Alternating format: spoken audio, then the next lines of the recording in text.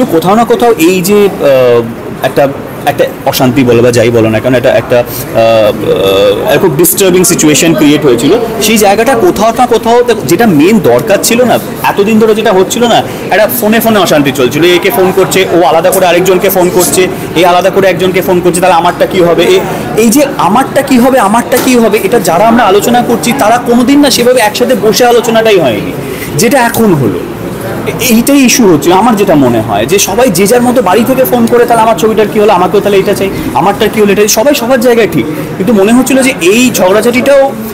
হতো না যদি না এই প্রত্যেকে আমরা একসাথে বসে একটা ডিসিশন নিজে চলো ঠিক আছে আমার এই সিচুয়েশন এই সময় আমি পিছিয়ে যাই তোমার সিচুয়েশনটা আমার থেকে বেশি ক্রিটিক্যাল ইউ স্টে আমি সরে যাই আবার অন্য সময় পরের বছরে আমরা এটাও বলতে পারবো যে দেখো সেই সময় যেহেতু আমি সরেছিলাম এবার তুমি একটু দেখে নাও আমি আমার জায়গায় লড়াই দ্বন্দ্ব সেটা অনেকটাই কমতে চলেছে এই সিদ্ধান্ত হলো প্রযোজকদের কয়েকটা ভাগে ভাগ করা ছবি একসঙ্গে যদি বলো মানে বেশ সবাই বেশ খুশিও। হ্যাঁ, এটা অ্যাকচুয়ালি আমি আমাদের যে স্ক্রিনিং কমিটি আছে তাদের প্রত্যেক সদস্যকে আমি ধন্যবাদ জানাবো এবং বিশেষভাবে ধন্যবাদ জানাবো আমি স্বরূপ বিশ্বাসকে কারণ ও একেবারেই আমার সঙ্গে প্রায় কাঁধে কাঁধ মিলিয়ে কাজটা করছে এবং আমরা সবাই মিলে যেভাবে সমস্ত প্রডিউসারদের একত্র করতে পেরেছি এবং তাদেরকে সকলকে মানে এটা তো বুঝতে পারছি সকলকে সন্তুষ্ট করাটা বিরাট ব্যাপার সেখান থেকে আমরা নিজেরাও ভাবতে পারিনি এত সুন্দরভাবে একটা সলিউশন বেরোবে বা স্ক্রিনিং কমিটির কথা প্রত্যেকে মেনে নেবেন এবং আশা করছি আগামী দিনে আমরা বাংলা ছবির স্বার্থে এবং উন্নতির স্বার্থে এইভাবেই চালিয়ে যেতে পারবো। সরুদা এই যে 33% যে ওয়েজেসটা বৃদ্ধি হয়েছে সেটা তো অনেক দিনের দাবি ছিল সবার জন্য একটা ভালো খুশির খবর। আসলে 33% আর তো বেশি ডিমান্ড ছিল কিন্তু সমস্যা হচ্ছে যে আমাদের প্র্যাকটিক্যালিটা বুঝতে হবে আমি জাস্ট মজা করেই বললাম আমাদের প্র্যাকটিক্যালি বুঝতে হবে যে আমরা যেটা চাইছি মানে ফেডারেশন যেটা চাইছে সেটা হচ্ছে সিনেমার কোয়ান্টিটি এবং কোয়ালিটি দুটোই যাতে বজায় থাকে। আমরা একটা বৃহৎ সংখ্যক কিছু বাড়ালাম তার জন্য অনেকে হয়তো পিছিয়ে যাবেন এরকম যাতে না হয় আমরা ব্যালেন্স করেছি যাতে কোয়ালিটি এবং কোয়ান্টিটি দুটোর মধ্যে একটা সামঞ্জস্যপূর্ণ থাকে এবং 2000 অনেকে আপনারা দেখেছেন যে বিভিন্ন পত্রপত্রিকায় বেরিয়েছে 23-এ ভালো সিনেমা হয়নি 23-24-এ মাত্র 30টা 40টা হয়েছে কিন্তু আমি তাদের বলবো ভালো করে ডেটাটা দেখুন 25-26-এ কিন্তু প্রায় 70-80 পেরিয়ে গেছে সিনেমা এবং 2026-এ আমরা যে প্ল্যানিং করছি সমস্ত যদি সঠিকভাবে চলে বাংলা সিনেমা তার ঋত গৌরব আবার ফিরে পাবে। Thank you. একটা প্রশ্ন যে পুজোর সময় যে ঝামেলাটা হয় মূলত উইন্ডোজ এবং দেব এন্টারটেইনমেন্ট ভেঞ্চার্সের আজকে দেবদার হাউসে কাউকে দেখলাম না মানে প্রত্যেক প্রযোজক কি সহমত অনেক প্রয়োজন হাউস থেকেই দেখিনি সেটার জন্য অনেকে সবাই এসছে আমাদের দুটো বিষয়ে আলোচনার বিষয় ছিল আপনি তাকে চ্যালেঞ্জ বলতে পারেন আলোচনা বলতে পারেন সেটা হচ্ছে আমাদের ডিসেম্বর মাস আর 23 জানুয়ারি 25 ডিসেম্বরে কে বেরোবে 5টা সিনেমা ছিল আমরা অলরেডি ধন্যবাদ জানিয়েছি মিস্টার হাসানকে আমাদের মিস্টার শিবপ্রসাদকে উইন্ডোজকে তিনি চলে এসেছেন এসবিএফ একটি তার সিনেমা ব্যাকে নিয়ে এসেছে 23 জানুয়ারি 23 জানুয়ারিতে আমাদের কাছে কি চ্যালেঞ্জ ছিল মিস্টার হাসান ছিলেন মিস্টার রাজ চক্রবর্তী এন্টারটেনমেন্ট ছিলেন আর মিস্টার অঙ্কুশ হাজরা ছিলেন অঙ্কুশ হাজরা তার রিশিডিউল করেছেন মিস্টার হাসান তার রিশিডিউল করেছেন মিস্টার রাজ চক্রবর্তী এন্টারটেনমেন্ট সেই জায়গায় এসছে অর্থাৎ যদি আলোচনার ভিত্তিতে সৌহার্দ্যপূর্ণ আলোচনায় না হতো তাহলে কি এরা কি তাদের নিজের জায়গায় সরে যেত দেব এন্টারটেনমেন্ট তো সবাইকে নিয়ে আলোচনা চলছে এখানে কারোর ইন্ডিভিজুয়াল না আমরা পুরো সবাই আমাদের ফেডারেশন ইম্পা মানে আমরা একসঙ্গে সবাই কাজ করছি কার জন্য বেঙ্গলি ইন্ডাস্ট্রিকে উন্নত করার জন্য এবং আপনি দেখবেন আগামী দিনে এই যে পরের মিটিংটা 2026-এ আমরা ক্যালেন্ডার বার করে দেবো আপনাদের যে কারা কখন আসছেন কী ধরনের সিনেমা হচ্ছে কন্টেন্টটা বলতে পারবো না কিন্তু কোন কবে আসছেন সেই ক্যালেন্ডারও আমরা খুব শীঘ্রই 2026-এ বার করবো না রিস্টোর ছবি না যেসব প্রোডাকশন এখন হবে তাদের নিয়েই 2026-এর প্ল্যানিং হবে আর যে পুরনো ছবিগুলো তারা নন প্রাইম টাইমে আসুক আমাদের কোনো সমস্যা নেই। হিসেবে এই সিদ্ধান্তে কতটা খুশি এবং সেফ মনে হচ্ছে যে দিনটা আমরা দেখেছি যে ঝামেলাগুলো দেখেছি কি মনে হচ্ছে না সবাইকেই সেই অর্থে যথেষ্টভাবে স্পেস দেওয়া হচ্ছে এবং নতুন প্রডিউসার্স মানে অবশ্যই সেখানে আমি নিজেকে কাউন্ট করব আমি সবে একটা ছবি হয়েছে এবং সেই জায়গা থেকে দাঁড়িয়ে সত্যি আজকে আমি যে ডিসিশন নেওয়া হয়েছে এবং সেখানে আমার ছবিটা আমি ডেট শিফট করছি যেটা আমার 23 jan নারী চৈত্র বিজয় জ্যোতির 23 jan হওয়ার কথা ছিল এবং সেই কারণে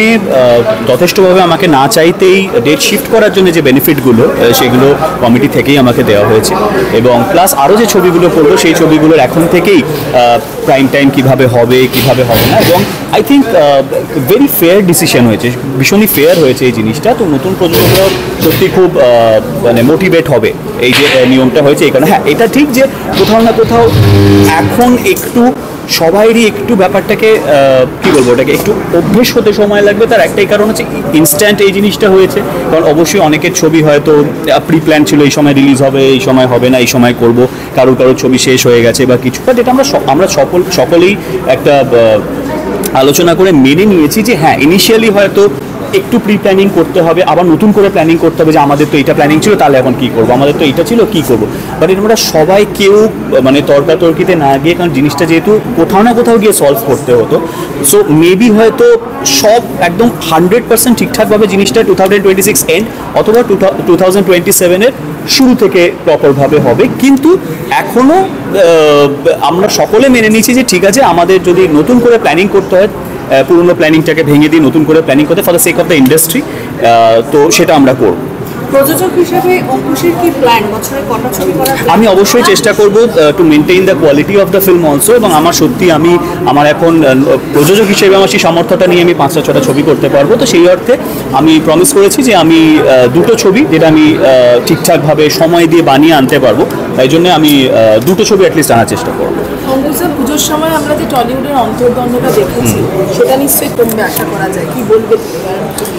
দেখো, দ্বন্দ্ব বলবো না, সত্যি কথা আমি খুব পলিটিক্যালি কারেক্ট আনসার দিচ্ছি না, বাট দ্বন্দ্ব না, অবশ্যই সবাই সবার জায়গার জন্য এই যে আমরা লড়ে যাচ্ছি, এবং এক্সিবিটারদের ফোন করে আমারও প্রাইম টাইম চাই, আমারও চাই, এবং সবাই সত্যিই বিশ্বাস করে কষ্ট করে বানানো ছবি, সবার ছবি নিশ্চয়ই ভালো হয়েছে, বেস্ট হয়েছে, আমরা আমাদের কাজটাকে অলওয়েজ বেস্ট ভাবি। কিন্তু কোথাও না কোথাও এই যে একটা অশান্তি বলো বা যাই বলো না কেন, একটা খুব ডিস্টার্বিং সিচুয়েশন ক্রিয়েট হয়েছিল, সেই জায়গাটা কোথাও না কোথাও যেটা মেন দরকার ছিল না, এতদিন ধরে যেটা হচ্ছিল না, একটা ফোনে অশান্তি চলছিল, একে ফোন করছে, ও আলাদা করে আরেকজনকে ফোন করছে, এ আলাদা করে একজনকে ফোন করছে, তাহলে আমারটা কী হবে, এই যে আমারটা কী হবে, এটা যারা আমরা আলোচনা করছি তারা কোনোদিন না সেভাবে একসাথে বসে আলোচনাটাই হয়নি, যেটা এখন হলো। এইটাই ইস্যু হচ্ছে আমার যেটা মনে হয়, যে সবাই যে যার মতো বাড়ি থেকে ফোন করে, তাহলে আমার ছবিটার কী হলো, আমাকেও তাহলে এটা চাই, আমারটার কী হলো এটা, সবাই সবার জায়গায় ঠিক, কিন্তু মনে হচ্ছিল যে এই ঝগড়াঝাটিটাও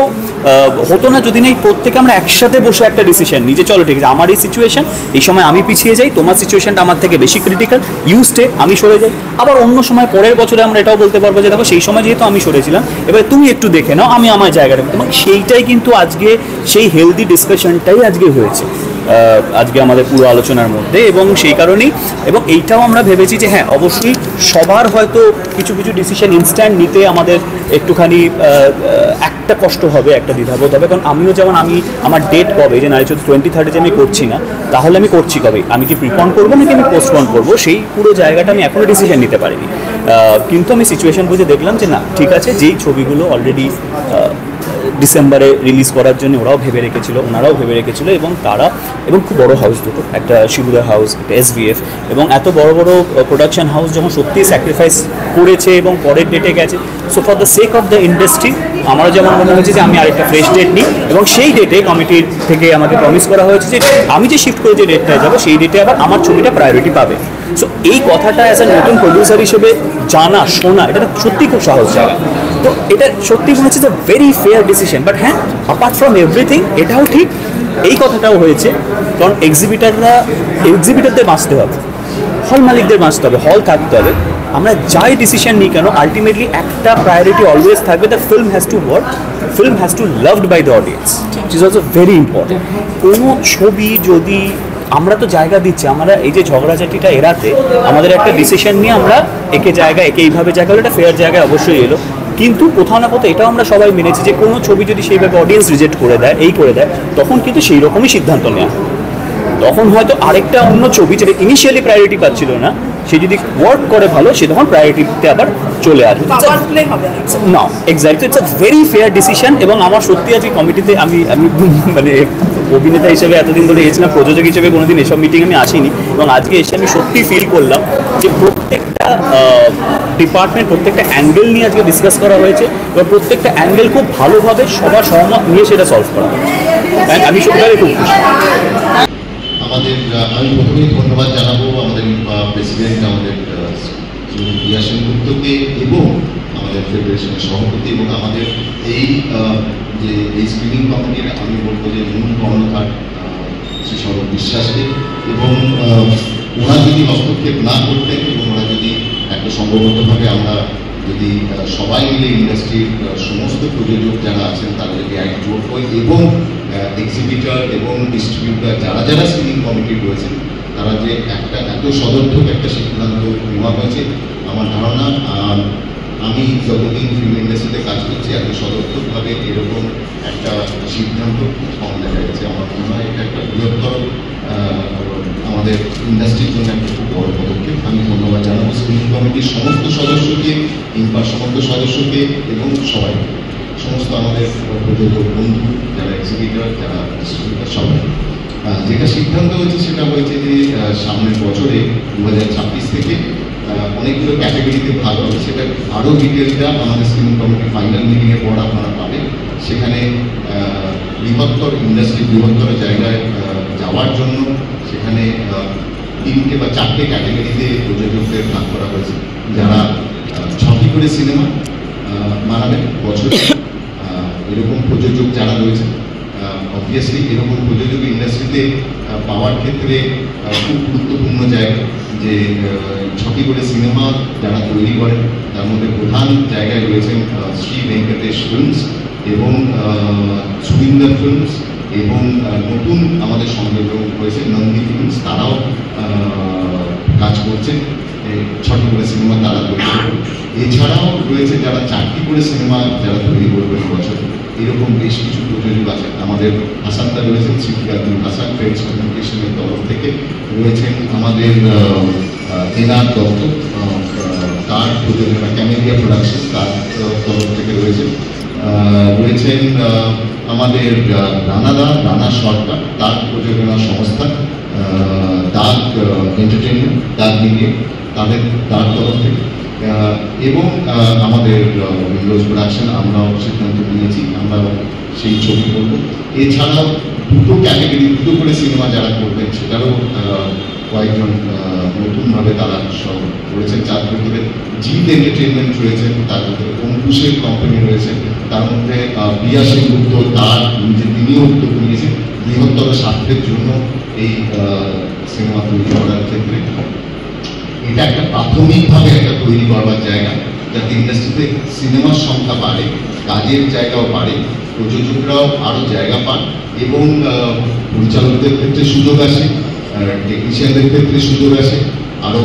যারা কাজ করবেন কাজের পরিসর এবং পরিধি যারা পান,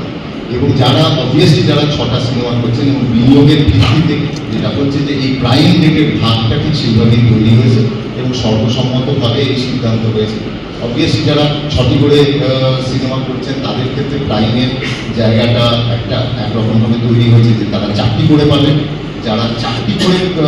সিনেমা বানাচ্ছেন তারা 2টি করে পাবেন এবং যারা 2টি করছেন তারা 1টি করে পাবেন। আর বাকি হচ্ছে তাদেরকে নন প্রাইম টাইমেও তাদেরকে সিনেমা নিয়ে আসতে হবে এবং এই প্রাইম এবং নন প্রাইমের যে সিনেমা যেভাবে তারা নিয়ে আসবেন সেইটা তারা আমার মনে হয় খুব শিগগিরই, আমার মনে হয় অবভিয়াসলি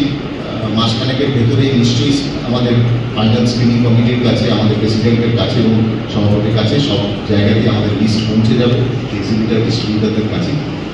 একটা খুব সম্ভব মানে আমি বলবো যে মানে একটা এত সুন্দরভাবে একটা ডিসিপ্লিনভাবে খুব সুন্দরভাবে যে সবাই জানতে পারবে কি হচ্ছে সামনের বছরের পরিকল্পনা সব কিছু, সেইটা এর আগে আমার মনে হয় না ইন্ডাস্ট্রিতে এর আগে ঘটেছে। আপাতত এরকম একটা জায়গায় পুরো জিনিসটা দাঁড়িয়ে রয়েছে। আরও মানে পরবর্তীকালে আমার মনে হয় আরও সুন্দরভাবে আরও সব জিনিসটা আপনাদের সামনে আসবে। এটাই আমার মনে হয় আমাদের যা বলার ছিল। বাকি আরও আমি